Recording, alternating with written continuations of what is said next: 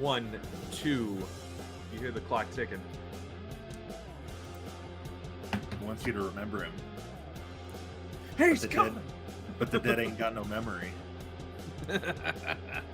As Montel Vontavious Porter is going up against Trent Beretta, who has his last name back, and in this match, his hair. Yes. I think that Trent is setting himself for a heel turn, or he's just like, I kind of want to go if I got at least a good several more years in me, I'm gonna go at this I'm going hard on this one, because he's known like previously like having like a lot more flourish on his look and everything. Trent came back and he was just like, no, screw this, I'm gonna kick your ass. Yeah, and he's doing well. He I thought before the injury that Trent was a breakout star waiting to happen. For sure. He throws some of the gnarliest chops in the business. He's one of those guys that he's never like the standout match on the card, but he also kind of like never has a bad match. Yeah. What I like though is that like his whole character has always been kind of a dick. Yes. So it's not like if anything were to change with him that he would change. It's kind of like, well, yeah, that's just the way Trent is. And this is actually the 4th meeting between these two. The first 3, of course, happening when Trent was still in WWE. They met in a tag match on the May 11th, 2010 SmackDown when MVP and JTG beat the Dude Busters, Trent Beretta and Kalen Croft. They were both in a battle royal 3 weeks later that neither one of them won. And then on the July 20th, 2010 episode of Superstars, MVP teamed with Chris Masters to beat the Dude Busters. Dude Busters did not have a great go of it on the main roster after a pretty entertaining run in FCW. Check out, if you want to see some his early matches where the signs of potential are already there, check out his run in New York Wrestling Connection as Plasma. It's where he got his first real kind of exposure in Mikey Whipwreck's promotion. I like the name. Plazma. That's where I first saw him. Even cooler. Z's make everything cooler. Z's make everything cooler. Z's and exclamation points. That's right. So how do you know it's exciting? Earl Hebner in no hurry getting over to count that pin. And I know what the design of MVP's gear is going for, but sometimes you're a little limited in pixel art, and you wind up looking like you got you got where Joey Janela kept punching Robbie Eagles. Clothesline from MVP. MVP, the first IWGP Intercontinental Champion. Yeah, that's right, he was. Beat Toru Yano in Philadelphia. Poor Toru Yano. Never quite gets over that last hurdle, does he? Yeah.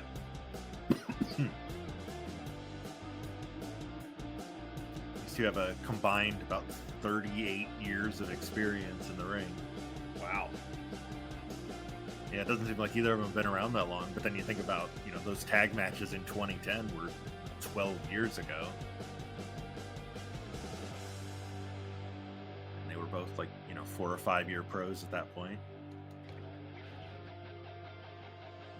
MVP during the evaluation period had a exactly 500 record of 9 wins, 9 losses, and a draw.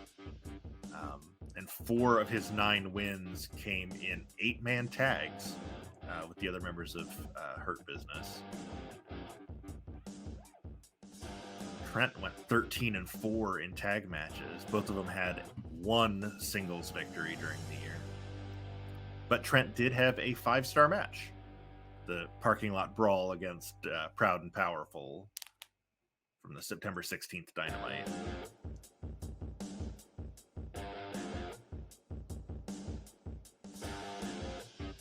It's funny, Cage Match still lists Trent's finisher as the Dude Buster, even though he's been calling it the Awful Waffle. Yeah. No, Awful Waffle's Chuck's finish. Well, he's got the Baisuku knee. Yeah, he does that.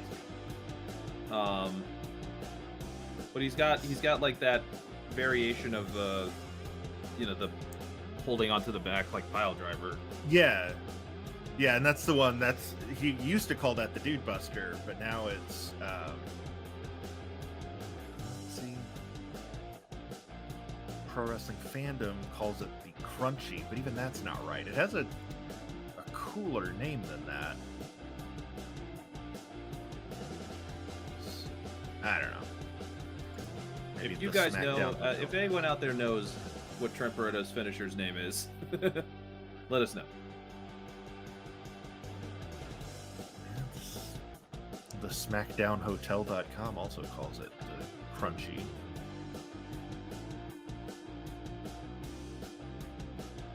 Oh well. Yeah, still call it. I mean, let's ask Excalibur. Yeah, I was thinking it was like something 0, but he's going for a straight up pile driver. That'll do it.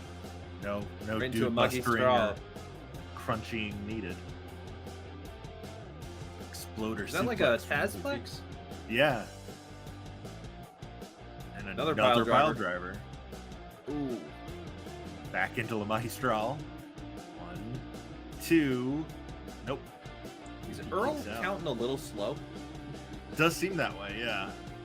The cool thing is you can like edit the referees, like their cadences, so they behave more like the real Hebner is kind of a slow counter. Especially at his advanced age. He's a bit of a wise old man. When 600 years old you are this good. I remember the exact quote. When 900 years you've reached, look at who's good you will not. Mm-hmm. Earl Hebner is 72 years old. He's actually a little younger than I was expecting. Born in May 17th, 1949. Is he gonna get him with this? Oh, just kicked out. Trent back into that front chancery, leading him to the center of the ring. Getting the crowd into it, which we can all totally hear. Sort of a horizontal octopus stretch there from MVP. Taking a cue out of Jonathan Gresham's book. Yeah. Using that MMA background.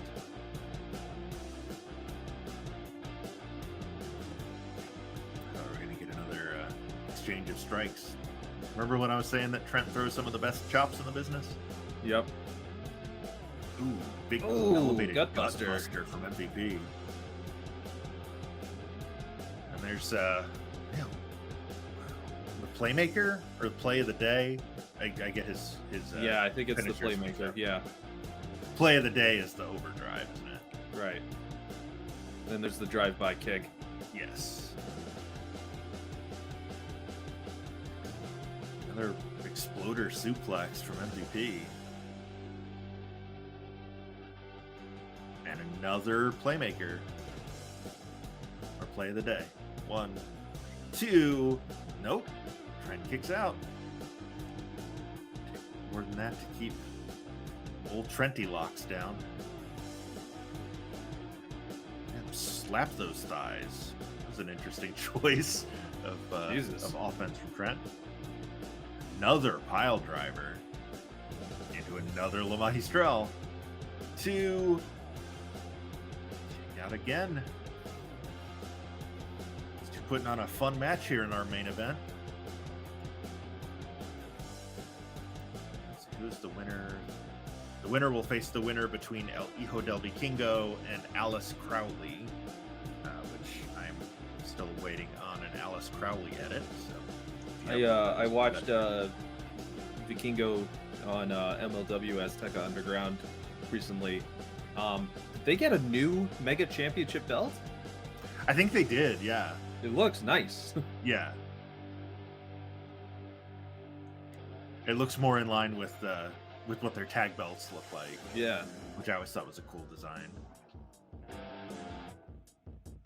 Oh, MVP sends him to the floor.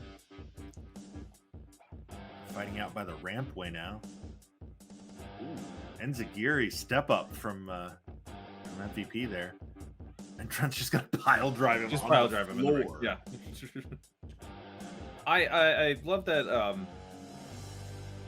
MVP gets his like kind of farewell match. They hire him as a producer.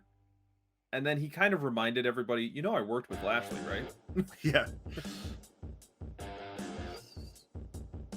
Yep, and he's turned it into a second act on his career. He always was a good talker. He's a really good Absolutely. fit as Lashley's hype man. Back from Trent.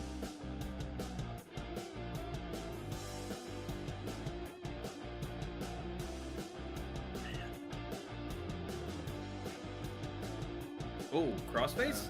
Yeah, and that does That'll it. do it. 21-31 MVP picks up the win. MVP remains undefeated against Trent Beretta.